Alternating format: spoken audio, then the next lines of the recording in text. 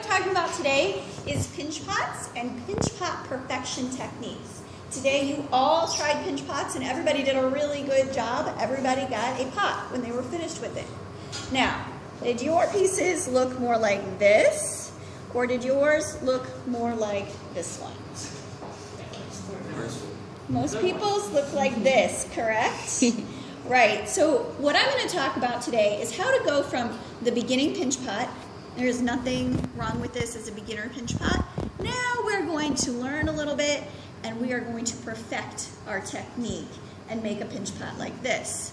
The first thing that you need to do is start with a ball of clay. You need to make sure that your clay is nice and smoothed out. There's no big cracks or crevices when your clay when you start. You want to start with a smooth ball of clay. If you start with a ball of clay that's got cracks and big crevices in it, you're going to be fighting those cracks the whole time. So make your life easy, start with a nice smooth ball of clay. You notice that there's these little tiny marks on my clay. Do you know what that's from? Nails. It is. This one's not from my nails. They frequently do get in the way. This one's from my wedding ring. So I do recommend that you take off your rings so that you don't have little marks in your clay if you do wear rings. All right, but it's up to you.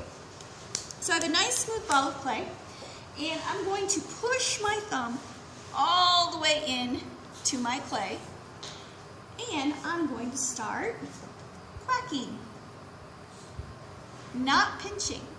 I know we call it a pinch pot, but we are not going to pinch. We're going to quack with our thumb on the inside, and we're going to squeeze against our fingers. I'm starting at the bottom, and I'm working my way up the sides. What am I doing as I am working, as I am quacking? What am I doing? What? I am rotating it in my hands. What am I not doing that this person did clearly? I am not pinching, right? You can clearly tell that this person did because they have very uneven walls, right? And these are really deep cracks. So I am gently but firmly squeezing or quacking, not pinching. One more thing that this person clearly did that I am not doing. It's not obvious. I am rotating this in my hand. I am not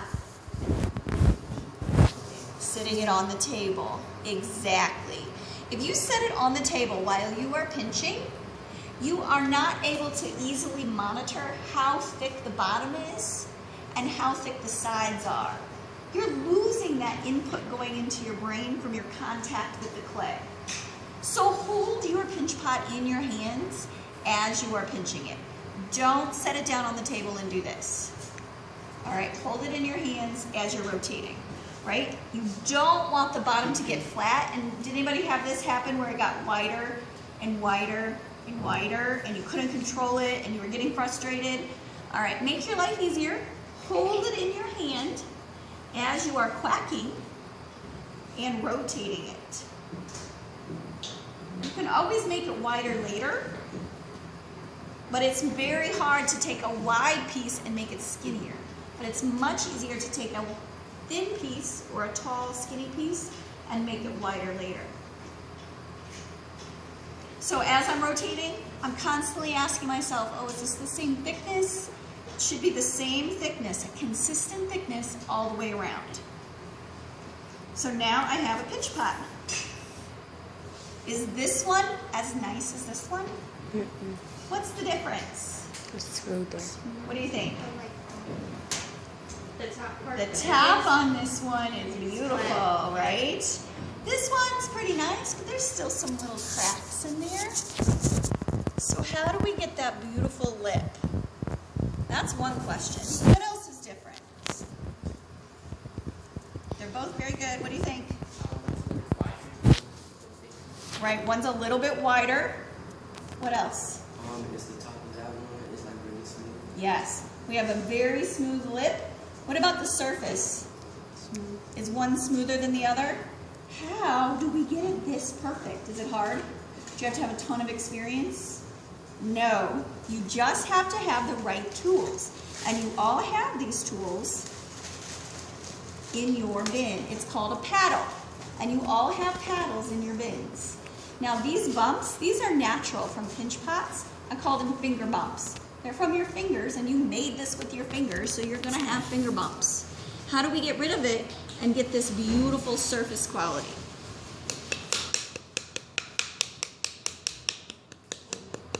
Just by paddling it. Now I'm not hitting it as hard as I can. I'm really just tapping it.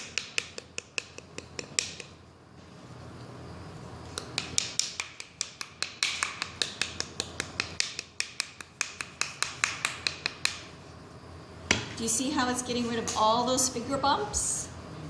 Perfect. This is pinch pot perfection techniques. So we're going to keep rotating it and paddling it until it's that smooth. Now every once in a while you're going to get a crack like this that is not going to go away just by paddling it. You may have to take a needle tool, or this is an exacto knife, and we're going to score over those a little bit deeper cracks. You can score over them and then smooth them out and then paddle like it wasn't even there. So that's how we get the surface perfect. Now, what else was perfect about this one? The bottom is flat and the top, the lip, the opening, perfectly smooth, right? We were all envious of that. But it's super easy to get. You just have to have the right tool. In this case, it's an exacto knife.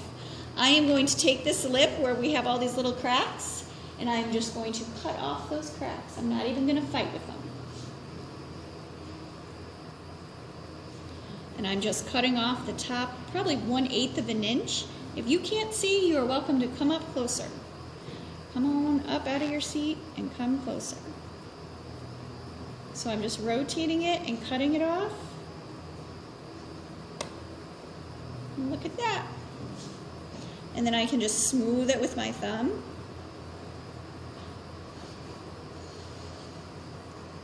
And now I have that perfect lip. And I have a perfectly smooth surface. To get the bottom just a little bit flat, I'm just going to tap it.